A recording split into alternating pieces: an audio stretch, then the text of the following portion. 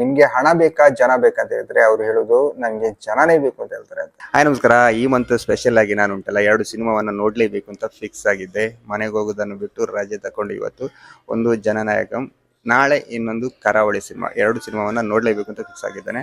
ಹಾಗಾಗಿ ಇವತ್ತು ಜನನಾಯಕಂ, ತಲಪತಿ ವಿಜಯ್ ಅವರ ಜನನಾಯಕಂ ಸಿನಿಮಾವನ್ನ ನೋಡ್ಲಿಕ್ಕೆ ಬಂದಿದ್ದೇನೆ.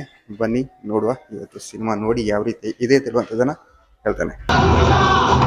ಹಾಯ್, ತಲಪತಿ ವಿಜಯ್ ಜನನಾಯಕಂ. ಒಬ್ಬ ಸಿಎಂ ಮುಖ್ಯಮಂತ್ರಿ ಸಿನಿಮಾದ ಹೀರೋ ಆದ್ರೆ ಯಾವ ರೀತಿ ಇರುತ್ತೆ ತಿಳುವುದಕ್ಕೆ ನೀವು ಜನನಾಯಕಂ ಸಿನಿಮಾ ನೋಡ್ಬೇಕು.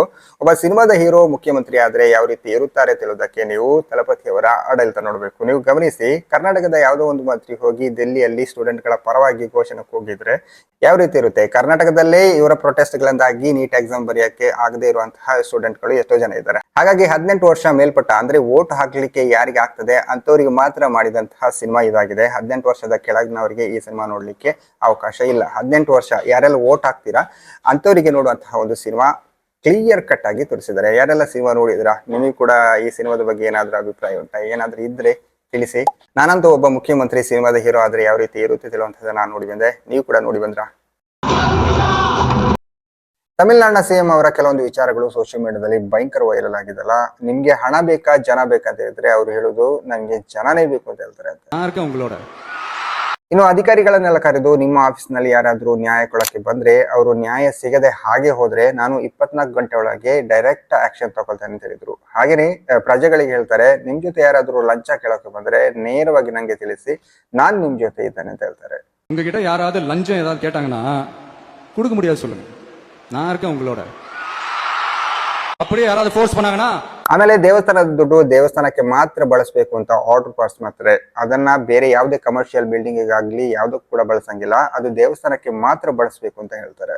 ಇನ್ನು ನೀವು ಗಮನಿಸಬಹುದು, ಒಂದು ಲೇಡಿ ಹಾಸ್ಪಿಟಲ್ ಸರಿ ಇಲ್ಲ ಅಂತ ಹೇಳುವಂತದನ್ನ ವಿಡಿಯೋ ಮಾಡಿ ಹಾಕಿದಾಗ ನೇರವಾಗಿ ಸಿಎಂ ಅವರು ಆ ಹಾಸ್ಪಿಟಲ್ಗೆ ಬಂದು ಏನು ವ್ಯವಸ್ಥೆ ಆಗ್ಬೇಕು ಏನಂತ ಹೇಳುವಂತದನ್ನ ಎಲ್ಲವನ್ನ ವಿಚಾರಿಸಿ, ಎಲ್ಲವನ್ನ ಕೇಳಿ, ಎಲ್ಲರ ಜೊತೆ ಮಾತನಾಡಿ ಎಲ್ಲವನ್ನ ಬಗೆಹರಿಸಿದ್ದಾರೆ. ಇನ್ನೂ ಗಮ್ಮತ್ತಿನ ವಿಷಯ ಏನು ಅಂತ ಹೇಳಿದ್ರೆ, ತಮಿಳುನಾಡಲ್ಲಿ ಈಗ MLAಗಳು ಸರ್ಕಾರಿ ಶಾಲೆಗಳಲ್ಲಿ ತಮ್ಮ ಮಕ್ಕಳನ್ನ ಕಲಿಸ್ತಾ ಇದ್ದಾರೆ ಅಂತೆ. ಅಂದ್ರೆ ತಮಿಳುನಾಡಿನ ತಲಪತಿ ವಿಜಯ್ ಅವರು ಅಧಿಕಾರ ಬಂದ ನಂತರ ಅಲ್ಲಿನ MLAಗಳು ಈಗ ಸರ್ಕಾರಿ ಶಾಲೆಗಳಲ್ಲಿ ತಮ್ಮ ಮಕ್ಕಳನ್ನ ಸ್ಕೂಲಿಗೆ ಕಳಿಸ್ತಾ ಇದ್ದಾರೆ ಅಂತೆ. ಇನ್ನು ಡೈರೆಕ್ಟ್ ಕೇಂದ್ರ ಸರ್ಕಾರ ಕೇಳಿದ್ರೆ ತಮಿಳುನಾಡಲ್ಲಿ ಪೆಟ್ರೋಲ್ ಡೀಸೆಲ್ ಬೆಲೆ ಜಾಸ್ತಿ ಮಾಡಂಗಿಲ್ಲ, ಮಾಡಿದ್ರೆ ನಾವು ತೆರಿಗೆಯನ್ನ ಕೇಂದ್ರಕ್ಕೆ ಕಟ್ಟಲ್ಲ ಅಂತ ಹೇಳಿದ್ದಾರೆ.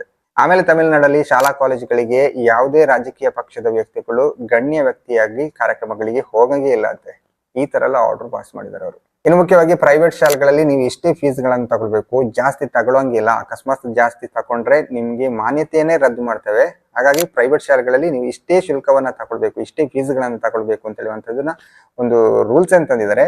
ಅದರ ಬೋರ್ಡ್ ಅನ್ನ, ಅಂದ್ರೆ ಫೀಸ್ ಯಾವ ಎಷ್ಟೆಷ್ಟು ಇದೆ ಅಂತ ಹೇಳುವಂತದನ್ನ ಅದರ ಬೋರ್ಡ್ ಕೂಡ ಹಾಕ್ಬೇಕು ತಿಳುವಂತಹ ರೂಲ್ಸ್ ಅನ್ನ ತಮಿಳುನಾಡಲ್ಲಿ ತಂದಿದ್ದಾರೆ. ಇನ್ನು ಮುಖ್ಯವಾಗಿ ನೀವು ಗಮನಿಸಬಹುದು, ಬಾಟ್ಲಿಗಳನ್ನ ಅಂದ್ರೆ ಪ್ಲಾಸ್ಟಿಕ್ ಬಾಟ್ಲಿ ಎಲ್ಲ ಉಂಟಲ್ಲ, ಅದನ್ನ ರೀಸೈಕ್ಲಿಂಗ್ ಅಂದ್ರೆ ಒಂದು ಬಾಕ್ಸ್ ತರ ಇರ್ತಾರೆ, ಅದಕ್ಕೆ ಹಾಕಿದ್ರೆ 5 ರೂಪಾಯಿ ನಿಮ್ಗೆ ರಿಟರ್ನ್ ಬರ್ತದೆ ಅಂತ. ಅಂದ್ರೆ ಅದು ಪ್ಲಾನಿಂಗ್ ಯಾವ ರೀತಿ ತಿಳಿದ್ರೆ 5 ರೂಪಾಯಿ ಬರ್ತದಲ್ಲ, ಹಾಗಾಗಿ ಎಲ್ರು ಹೋಗಿ ಅದಕ್ಕೆ ಬಾಟ್ಲಿಗಳನ್ನ ವೇಸ್ಟ್ ಗಳನ್ನೆಲ್ಲ ಹಾಕ್ತಾರೆ. ವೇಸ್ಟ್ ಅಂತ ಹೇಳಿದ್ರೆ ಪ್ಲಾಸ್ಟಿಕ್ ಬಾಟ್ಲಿಗಳನ್ನೆಲ್ಲ ಅದಕ್ಕೆ ಹಾಕ್ತಾರೆ. ಮತ್ತೆ ಪರಿಸರ ಮಾಲಿನ್ಯ ಆಗದೆ ಇರ್ಲಿ ತಿಳುವಂತಹ ಉದ್ದೇಶಕ್ಕಾಗಿ ಒಂದು ಒಳ್ಳೆಯ ಉಪಾಯ 5 ರೂಪಾಯಿ ಅದರಿಂದ ರಿಟರ್ನ್ ಬರುವುದು, ಈ ತರದ ವ್ಯವಸ್ಥೆಗಳನ್ನೆಲ್ಲ ತಂದಿದ್ದಾರೆ.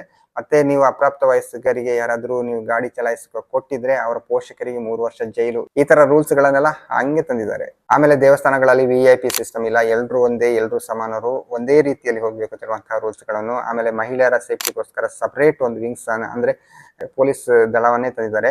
ಇನ್ನು ಹೀಗೆ ಸಾಕಷ್ಟು ವಿಚಾರಗಳು ಉಂಟಾಯ್ತಾ.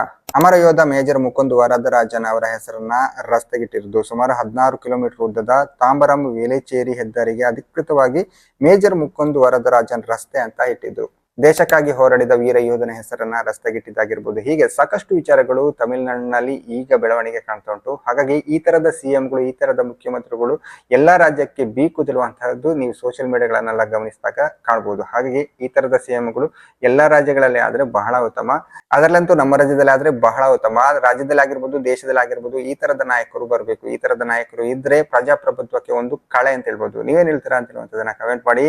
ಸಿಎಂ ತಲಪತಿ ವಿಜಯ್ ಅವರ ಜನನಾಯಕನ್ ಸಿನಿಮಾವನ್ನ ನೋಡಿದ್ರೆ ಹೇಗಿತ್ತು ತಿಳುವಂತದನ್ನ ಕಮೆಂಟ್ ಮಾಡಿ. அப்படியே யாராவது ஃபோர்ஸ் பண்ணாங்கன்னா இது எங்க மகன், எங்க புள்ள, எங்க அண்ணன், எங்க தம்பி, எங்க விஜய், எங்க விஜயோட ஆட்சின்னு ஸ்ட்ராங்கா சொல்லுங்க.